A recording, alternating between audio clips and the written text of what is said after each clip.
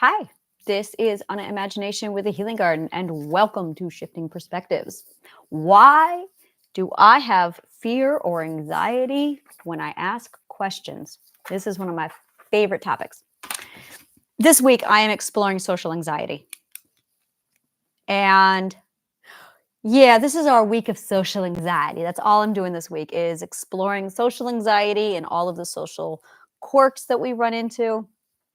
I am exploring communication between two individuals, how to successfully navigate communication.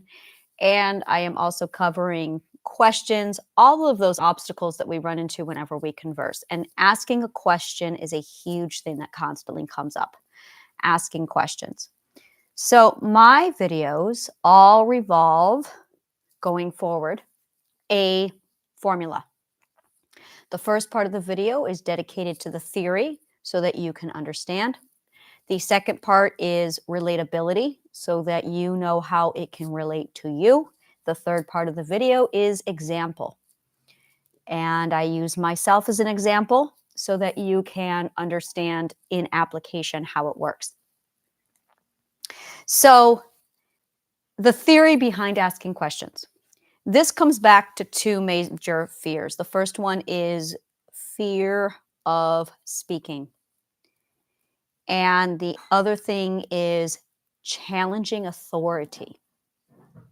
When we were children, we most likely had a parent who drilled it into us that asking a question equaled challenging authority. This is very common for people who stopped growing in the third perspective or the fourth perspective.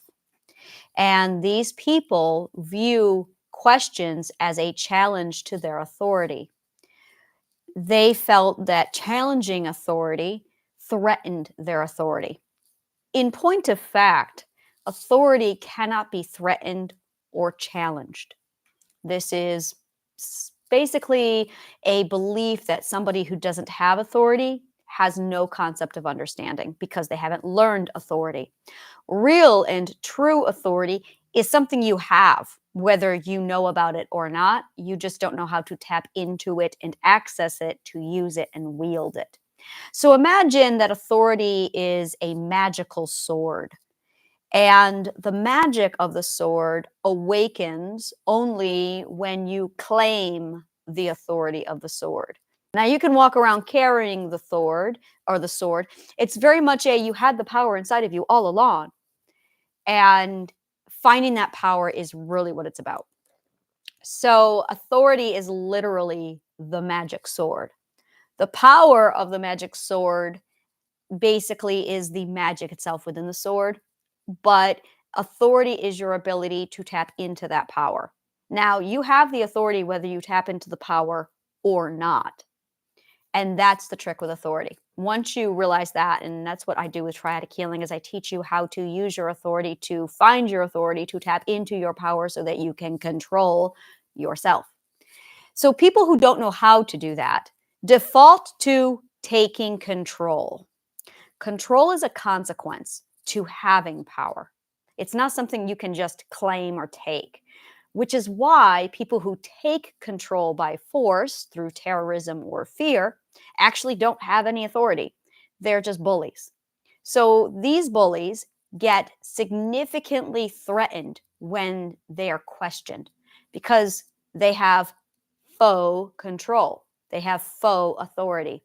They're fakers. They're not real because they don't actually have authority. So when you ask a question, they feel that it is challenging their authority, and in most cases, they become abusive. They become abusive in the case of being derogatory, name-calling, slander, rejection, disapproval, scolding. It could be as grand or as subtle as scolding or as grand as violence and abuse. Either way, when you were a child, you learned one solid lesson. Asking questions was rude. Asking questions was wrong. Asking questions meant that you were challenging authority. And you associate asking question with disrespect. Or asking question with being rude, or asking questions with being abusive yourself. So you feel, or it's in your head through that kind of experience, that asking questions significantly puts you in danger. Danger of being rejected, danger of being unaccepted, danger of being thrown away, danger of being abandoned, danger of being unwanted. So you don't ask questions. When you finally realize this, you basically need to change the definition of asking questions. And this is where it gets a little sticky because you have to understand the logic. And I'm giving you a very basic brush through of this, so it might not include the intricate explanation of logic. That's what triadic healing gets into if you want a deeper explanation. So asking questions, basically, you have to redefine questions, why we ask questions to begin with. Asking question basically is investigative. And the goal with asking questions is literally to define the story. We have something that I call story sickness. I love story sickness. And I have not yet talked about story sickness. This is literally my first video where I'm going to get into story sickness. So this is it. We are story beings. We have to know the story. We have to know the story. The story is the situation, and it is the future. It is an understanding of what we are dealing with. It is mostly a situation. And this is why we don't like the unknown. Whenever you have a situation in your life, we have to know it. And if we don't know it, we have to be open-minded to curiosity, to exploration, and to adventure. This is the growth zone. But if you have trauma associated with exploration, curiosity, and adventure, you're not going to be okay here. You're not going to feel comfortable here. So what ends up happening is we develop story sickness, which is basically a way to assume, fill in the blank, exaggerate. These are all the little things we do. Lie to fill in the story where we have gaps. The alternative is to ask, but we don't ask. That's something we were told we cannot do because it's not safe. So as a result, we default instead to filling in the blanks, assuming, manifesting our own ending. This is where fear runs away with our imagination a lot. And the reason why all of this happens is because we struggle, we fight, we suffer from story sickness. And story sickness is the pursuit of understanding a situation. We must understand a situation. We can't have an undefined or unknown story in our life. We always must know where we're going, what we're dealing with, who we are, and what's around us. So if we lack that information, we have the choice of asking, which is explorative, or assumption, which is story sickness. And that's when we start filling in the blanks. The problem is when you go into story sickness, it becomes illogical. You create fictions. You create fictions that are so absolutely based on your fear that they're illogical. And that ends up creating a reality that's disconnected from your actual alignment and the actual situation that you're dealing with. So it's really important that you get more information investigatively. That way you can plug in whatever you need to prevent the story sickness from occurring. Or else you'll end up assuming, you'll end up plugging in, filling in the blanks, you'll end up exaggerating, anything you can to complete the story so you have an understanding, because we can't not understand. When you don't understand something, it leads to cognitive dissonance, which is literally a lack of logic. So asking questions to overcome this, you need to redefine why we ask questions. You need to redefine what asking means. It's not about abuse. It's not about you being rude. It has nothing to do with you at all. That was all basically third perspective projection of their own inability to control that they put on you. And that got internalized in you. So you associate asking questions with being abused. And you're going to have to unlearn that. To unlearn it, you just need a new logical definition. You need to understand that person X, whoever abused you for asking questions, was just projecting their inability to control onto you. And In reality, asking questions is just an investigative, healthy way to accumulate the information you need so you can understand a situation. So we ask questions when we are in need of understanding. Of all the human needs in the world, our actual primary need is understanding. We need to understand. We don't need love. We don't need acceptance. That's all internalization. We need that stuff from ourselves, in which we have with ourselves if we do the work. That's doing the work, is getting it from yourself. What we really need is understanding. And the only way to get understanding is by asking the questions required to get the information required so you can plug it into your own subconscious mind's logical system.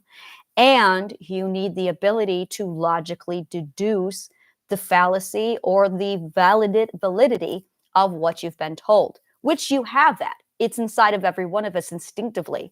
It's an accumulation of what you feel is right or wrong. It's a feeling of what you value, what you know is right or wrong based on what you love. So that when you get data, you already have everything you need to determine, decide, and make a conclusion. You just lack data and information. So you ask for data and information. Now, this is where people are either cooperative, abusive, or uncooperative. The cooperative person will answer your question without a problem. The uncooperative person is somebody who is an avoidant, who evades because they feel insecure. So those are people who beat around the bush, who will do anything except answer the question you ask. They also are most likely people who are inept at communication because they avoid so much that instinctively, they subconsciously default to an avoidant answer without realizing they're doing it. So uncooperative is more like they might need a little bit of hand holding, which is perfectly fine. Just be aware that you're dealing with someone who's uncooperative and they might need gentle repetition so that they realize, hey, you're avoiding the question. I need the data. Be kind, be gentle about it. Cooperative is they're very direct and they'll give you the answer you need. Abusive is the problem. Abusive is where you ask the question and they will either abuse you, they will gaslight you, or they will give you false information. And they'll lie to you, literally lie. So they will abuse you, gaslight you, or lie to you. Now you need to use your feelings, your own logical database inside of you to determine if the person is cooperative, uncooperative, or abusive. To determine if someone is abusive, start off with trusting no one. Always start off with trusting no one, including your parents. Trust no one. You're going to want to put them through a series of tests. The series of tests are what I like to call boundaries. When you lay down a boundary, the person is going to behave in one of three ways. They will cooperate with you, they will not cooperate with you, or they will abuse you. If they cooperate with you, they will be kind and they will apologize. This is someone you can trust at level 1. If they are uncooperative, repeat, try again. If they then become cooperative, you can kind of trust them, but be aware that they're uncooperative because of probably their own mental issue, which is not your problem. Don't internalize it. And if they abuse you, well, there's your solid answer. Don't trust them. Now, this is only level 1. So later, do it again. I mean, I would say probably do it anywhere from 3 to 10 times. Now, after the 3rd time, you're going to get a really good, solid idea of how trustworthy someone is. Do not trust them until you've put them through 10 full boundaries. Now, if you never have the opportunity to use a boundary on them because they are that respectful, that's your clue that they're respectful and they're trustworthy. Somebody who's abusive will cross your boundary. So if you set a boundary and they become more abusive, now you really know. If they ask favors from you, that's a red flag. If they ask you to do something, that's a red flag. If they give you instructions to follow, even if they're simple, that's a red flag. That is their way of testing you to see if you will jump when they say dance. And if you jump, dance, and move around the way they want, you're not setting boundaries. Instead, they are puppeting you to see if you're a good host for their narcissism. When they give you a favor, a task, or an assignment to do, no matter how small, that is a good opportunity to use the word no to see how they respond. Saying the word no to favors, actions, and basic instructions that early on allows you to see how they respond to a boundary like no. A narcissist will immediately become argumentative. That's your red flag. That's abusive. They will immediately argue with you. They will gaslight you, saying, well, it's simple. Why don't you do it? That's gaslighting. It's not a big deal. Why don't you do it? All you have to do is just, that's all gaslighting, because they are taking your perspective and arguing with you. They are telling you that it's easy or simple, but that's not the point. And that's infiltrating your perspective with what they want. The only correct answer, if they are cooperative, is I apologize. I'm sorry. I didn't mean to cross a boundary. So these are phenomenal examples and situations where don't trust anyone until you're able to put them through your boundaries to determine if there's somebody you can trust. When that happens, that's when you're able to come back and do whatever it is you need to do. So getting back to asking someone and determining whether or not it's somebody safe, it all comes down to whether or not they are cooperative, uncooperative, or abusive. And it's only when we are in a situation with someone abusive where you are not free to ask. If you cannot ask someone a question, they're abusive. If you can openly and freely ask questions because you need to understand, they are a green light, good to go. And like I said, put them through about 10 questions max, if you can even get to that point, because some people are so respectful in many cases that you can't even get 10 boundaries out because they're that conscious of where you are. So it's a magnificent metric to determine whether or not someone should be trusted. So one of the biggest mistakes we make for socializing is we trust too soon. A lot of people have no idea how to trust, when to trust, or they trust too much way too soon. A person might feel good, they might see a yellow flag, and then they'll give them a level 10 trust. It's got to be gradual. Give them no trust, and then give them a level 1 boundary. And then if they pass, give them level 1 trust. Give them a level 2 boundary. And these are just boundaries in general. There's no like intensity to them, unless you want to talk about like unsolicited dick pics or basically them throwing sexual favors at you way before it's too soon. That's preliminary. That's premature. That's a huge red flag again. So just keep testing them with the boundaries. And as long as they are gentle, kind, respectful, you know you've got someone who you can trust. Again, keep it minimal. Don't assume that everyone's trustworthy, and don't be so anxious just because are eager to throw that out there. If somebody is open to receive you, that is either because they're healthy or they're a narcissist. And the only way you can tell the difference between healthy and a narcissist is by boundary setting. The only way. So put the boundaries out there. Once you have that set, then you can freely ask whoever you need what you need so that you can understand. It is your right to understand a situation. That's a big deal. And as children, with parents especially, we are taught that asking is rude. No, it's not. You have the right to understand. We have to understand, or we end up with story sickness. So absolutely reserve your right to understand, ask the questions you need so that you can fully comprehend the situation that you're in. Questions are absolutely wonderful. They're positive and they're very, very healthy. And if you don't feel safe enough to ask, you are in an abusive situation. So I don't really have any examples of my own life to go through with this, so I'll just leave it there. But I am taking case studies at this time for triadic healing. If you are interested in becoming a case study, it's $500 a week. And if you want to take a look at the beta program for my triadic healing, where you learn how to do all of this stuff, it literally corrects the logical fallacy inside of your subconscious mind so that you basically have corrected perspective health, which eliminates poor mental health. because you've corrected the logical fallacy. So if that's something that interests you, it is $150 a month. That is available down below for that link. Classes start immediately. So it's one of those things where you can jump in at any time. And it's daily, it's constant coaching, it's availability if you want it, anything you need. It's 100% everything I have for triadic healing within that $150 membership. Thank you so much. And may the kindest of words always find you.